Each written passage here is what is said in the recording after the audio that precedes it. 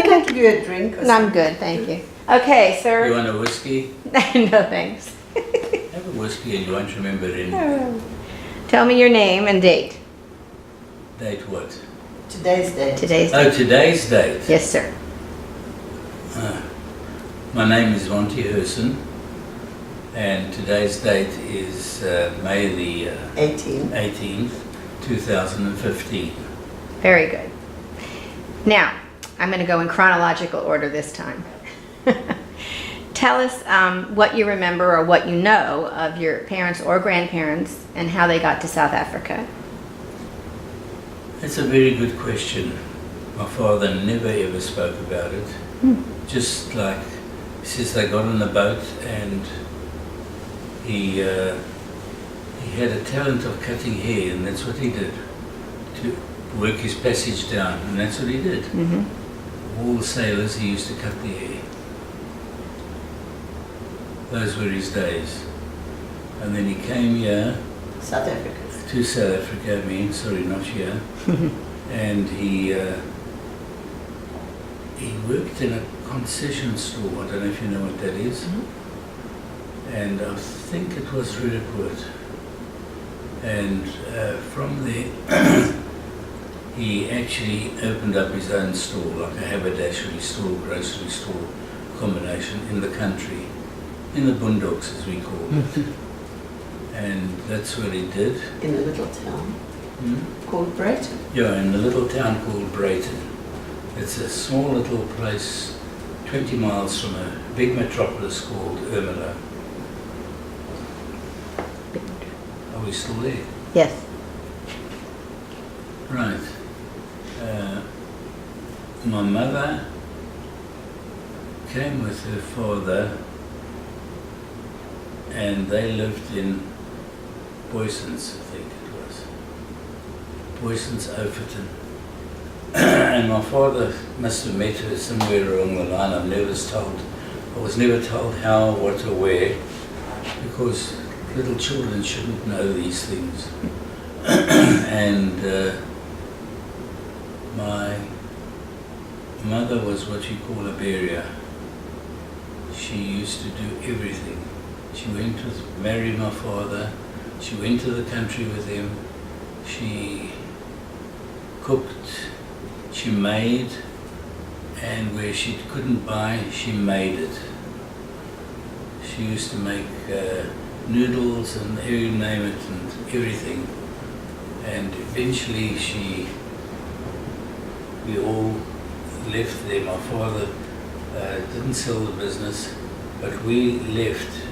He told us we must go to Joburg, and he went to Joburg, and he bought a house for us, and we had to wait a little while to move in.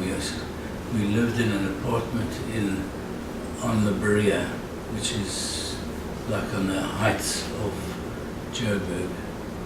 And there, only thing I remember is I went to a Hebrew school. It was Doornfontein Hebrew School. And I think my mother-in-law also did. Jewish government. Jewish government, yeah. Jewish government. But it was a Hebrew school. Anyhow, I remember bunking it. I didn't like it. And the principal came and spoke to me and said, please come back. And I went back, but I wasn't happy there. And eventually we moved to our home, and we settled down there, and I went to one of the schools that was around the corner basically. And I used to go to school, either walk or cycle. And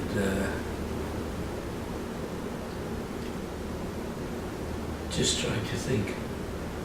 I can't think. What else do you want to know? How did you decide to become a pharmacist? And what road did you have to take for that?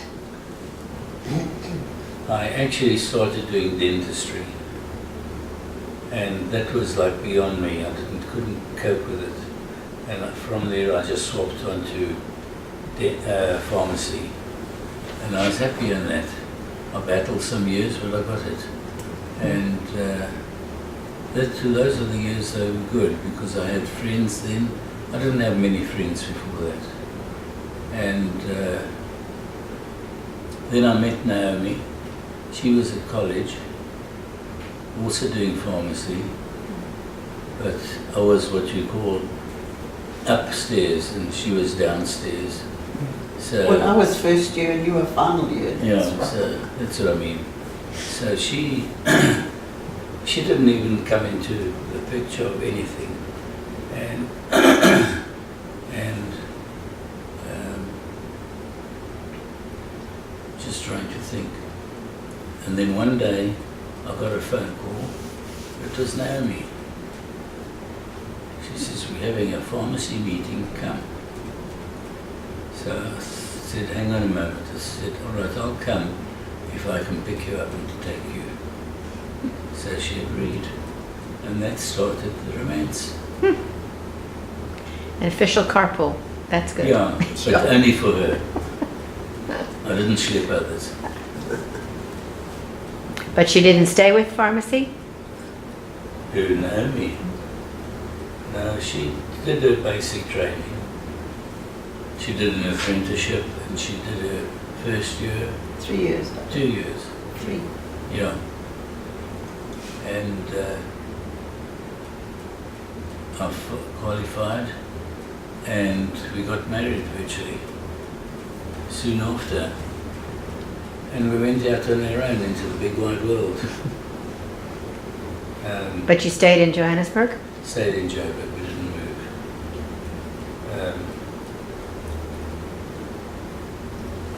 Our 2 children were born.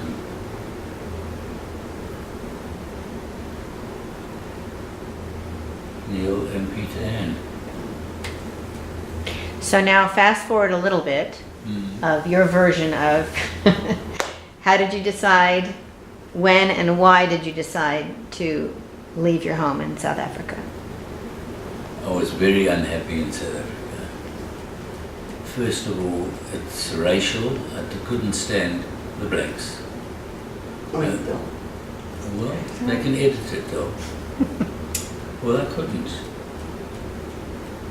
And it was probably a chip on my shoulder, I don't know.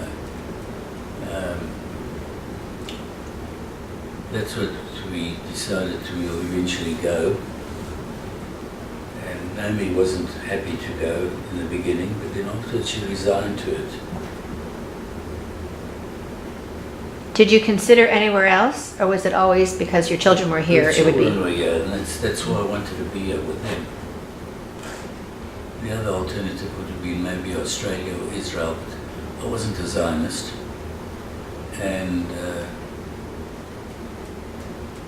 we came here, and it took a while to settle down. Naomi got a job. I battled to get the job. And then I had more heart attack, and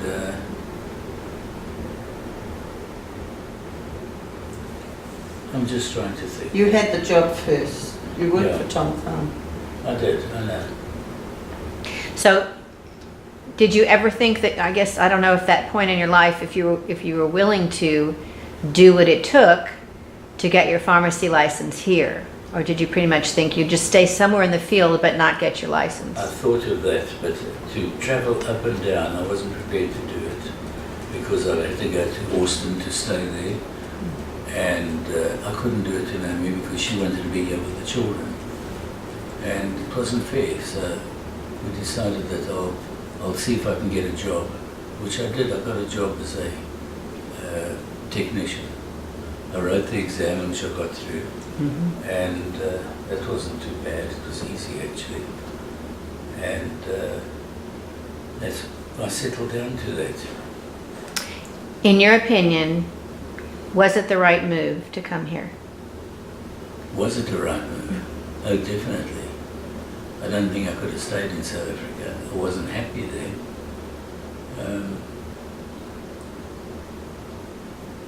We came here, and then we used to go to South Africa to see my mother-in-law. Speaker. Used to come to see her every year. Naomi came sometimes twice a year. And What were your feelings when you went back home? What was it like to go, just as a visitor now, to go back I home? couldn't wait to get back here. That good, huh? Yeah, it's good. Well, did you yourself have, besides Naomi's family, did you have friends or relatives that you had left behind, or anybody consider moving once you were here?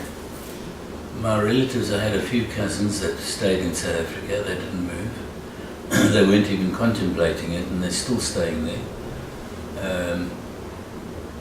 My friends, some of them went to Australia, some of them went to Israel, and some of them came here. Canada. In Canada. Our main friends went to Canada. Have you been able to maintain correspondence with some of them? The Canadian friends, very much so. We see them virtually on a regular basis, and they're good friends. They phone us every other day. Oh. That's wonderful. Yeah, they're good friends. So, tell me a highlight of your life overall so far. Getting married to Naomi. You have to say that because she's sitting there. She's sitting next to me, so I had to say it. Truly? Yes? No, truly. Okay, all right. I'll believe you. Okay. How did you feel?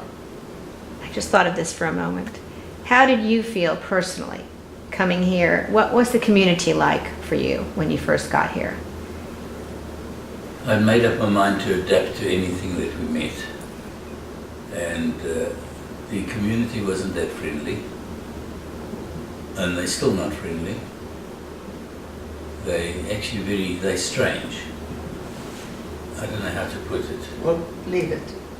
Yeah. It's all right. You heard what she said. Yeah, it's okay. I don't want to be derogatory or anything like that. It's hard to break in, you mean, too? Yeah. Yeah. With clicks and different things. Because everything was a clique. The people were old residents, and most of the people here were older than us, believe it or The not. South Africans. Yeah, the South Africans. Because they came here about 10 years before. Were they mostly also parents of children that were here, or Yeah. not Yes, necessarily? they were. They were parents who decided to also come here because Yeah. their kids were here. They were. Mostly. So even those people, it was hard to be a part of because of the age difference, you think? They were a clique. Hmm. And you couldn't break into a clique. Well, we still had friends. It's just, Yeah, well, how many did we have? Well,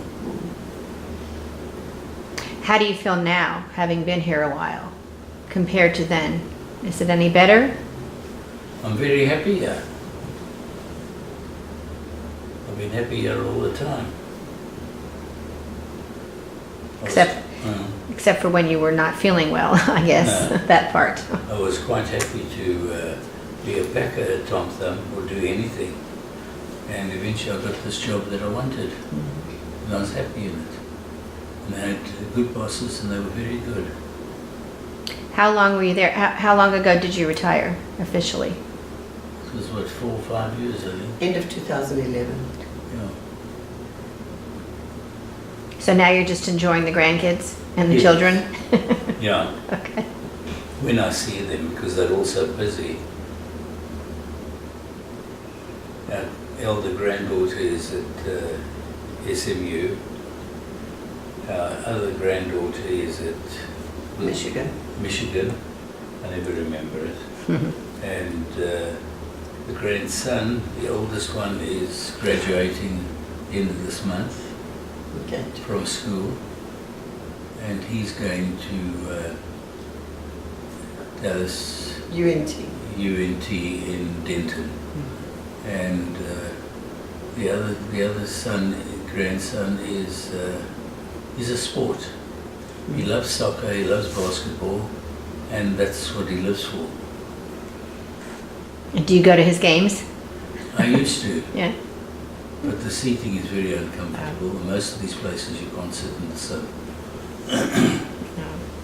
That's the problem here. Mm. It's good and bad. Yeah. But anyway, in wrapping it up, Is there anything you would like to add? A personal note, anything at all for the interview?